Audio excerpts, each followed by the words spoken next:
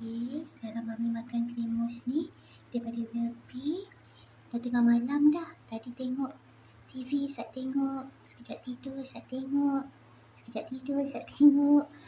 Okey, sekarang masa untuk tidur. Makan sayang. Makan susah memilih. Kejap okey, sekejap nak, sekejap tak.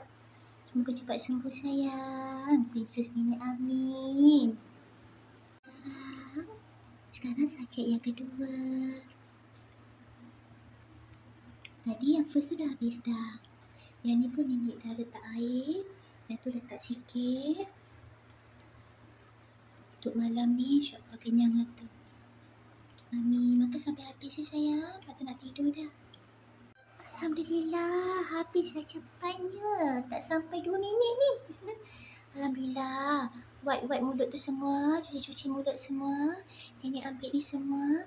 Lepas tu sayang tidur ya. Kita semua tidur sayang. Yang ni penunggu ni. La ilaha illallah. Teruk sangat kemaruk dia. Tidur ya sayang.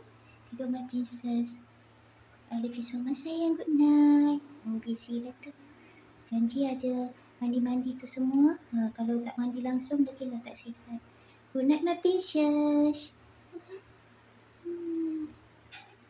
Good night. Good night Mamita. Good night Haji Celibi. Good night sayang. Cik kita ambil adik. Good night Radita. Busy je dah pukul berapa ni. Tak tidur-tidur budak ni. Good night.